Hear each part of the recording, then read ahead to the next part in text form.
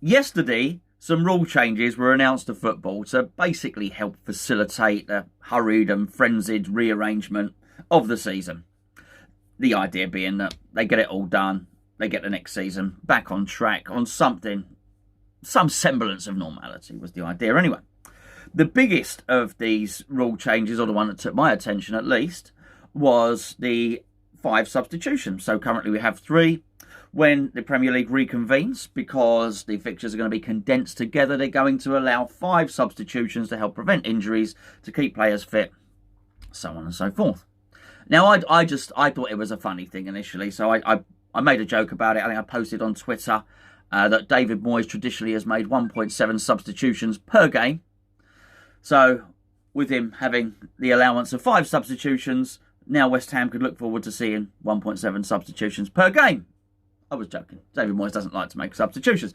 But I'd missed some serious points, and there are some people that had made some serious points for me. And first of all, it was Stuart Dillon that really pointed this out. And Stuart had said the big clubs have wanted more subs to be allowed for quite a while. This just helps them. And I thought, well, it does actually, doesn't it? Now, don't get me wrong, I think the reasoning for doing it is sound. And I think football has got to be adaptable if it's going to get back on track, or if it's just going to be able to broadcast any sort of games and complete the season. Of course, some adaptation is going to be needed somewhere along the line. I think the idea is possibly there for the right reasons. And I understand that you don't want players to get injured, and if you're going to be playing 3 games a week, of course, something like that. But it does really help the big clubs, and it feeds into what I was saying in yesterday's live stream, which was the big clubs have already been helped. And in as much as we spoke about Harry Kane, about Marcus Rashford, and some of the other players coming back and being ready, we would have had more chance, because we've got to play Man United with Marcus Rashford not being there, more chance of succeeding against Tottenham if Harry Kane and Son is not there. So this does help them, doesn't it? These are clubs with big squads. And for them to be able to make an additional substitution, or 2 additional substitutions, well, they got Paul Pogba back, of course, Manchester United as well. They take Fernandes off, Paul Pogba comes on. Rashford comes off, Martial comes on. I mean, it's very different to the sort of stuff that we can do. Souček comes off, Carlos Sanchez goes on. You see the issue here. And of course, it's not just us. There'll be many other clubs that are not in the traditional top 6 who have some, a scattering of decent first team players. We'll deal with Aston Villa, if you like. They got McGill, they got Grealish and Mings at the back, good players. I'm pretty sure that their replacements are nowhere near as good. And I'm sure every other club is the same. So this is another advantage to the big clubs. And I don't want to moan about that for too long, because there is another very, very important point about all this. But it's quite funny, actually, because I do think they're actually going to benefit from this full stop, from the whole suspension of football, from the new football as it comes out the other side. I was hopeful that it wouldn't.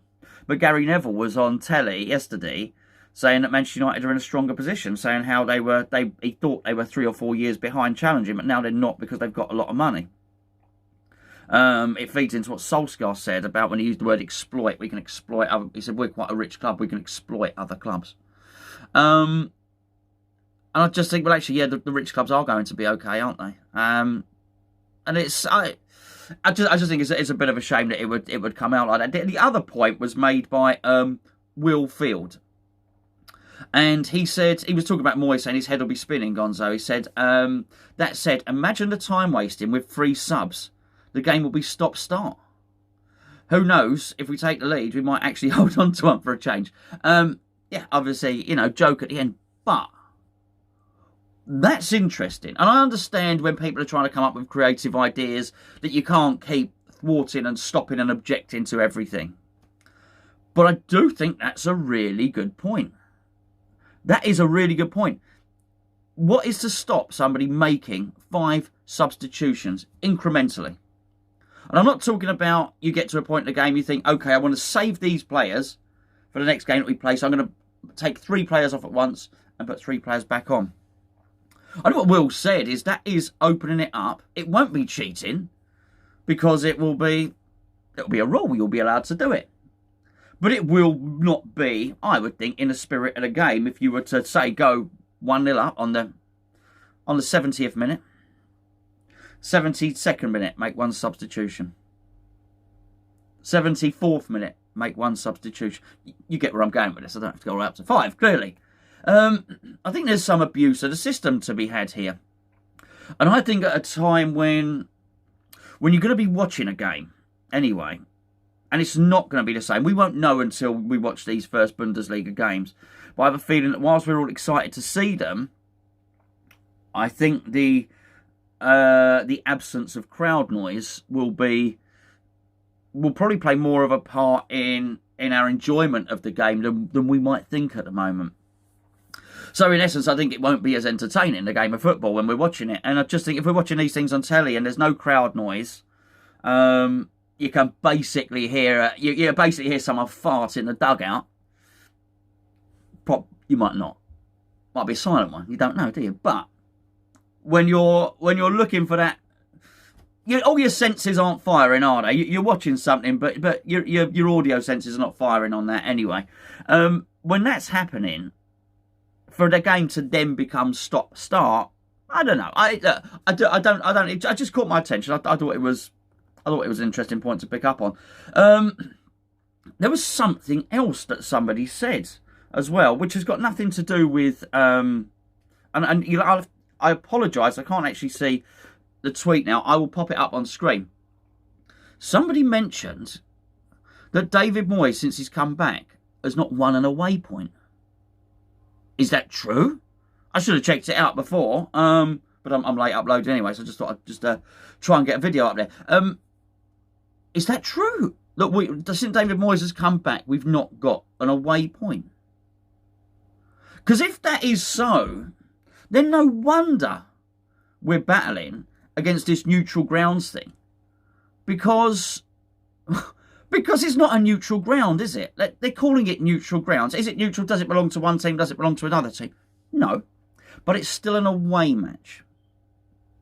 In the sense of, well, your fans are going to get outsung. Well, our away fans are quite loud anyway. Many an away game I looked at forever, not just this season, when I thought, yeah, we're out singing these guys, Our 4,000 that we take up anywhere, we can out sing a home crowd.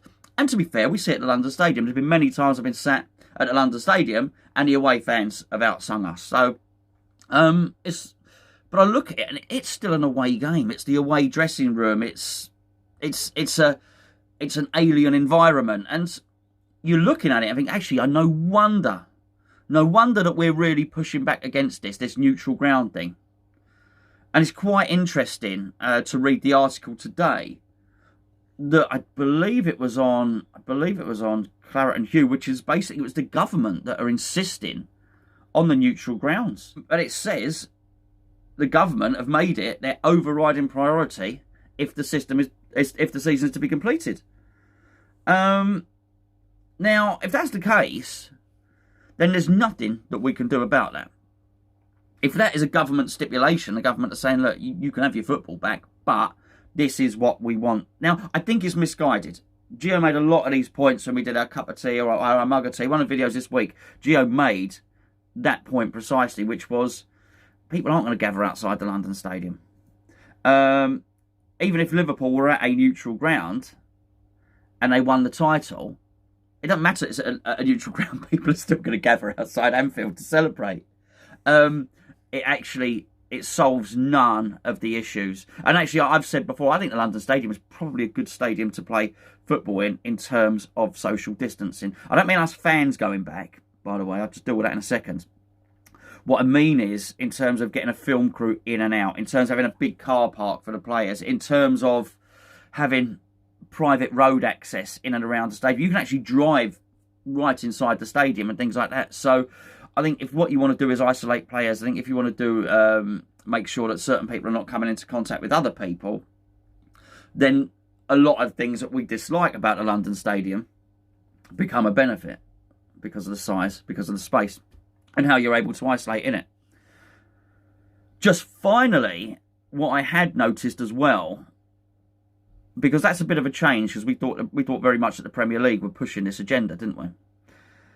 If the government are pushing this agenda, it's clearly being driven by the fear of people gathering in groups.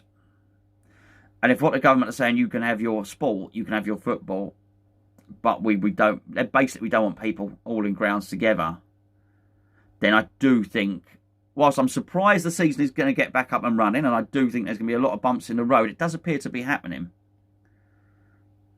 The government intervention on this, or the government stipulations, do very much suggest that we will not be going to watch football as spectators live for a long, long time.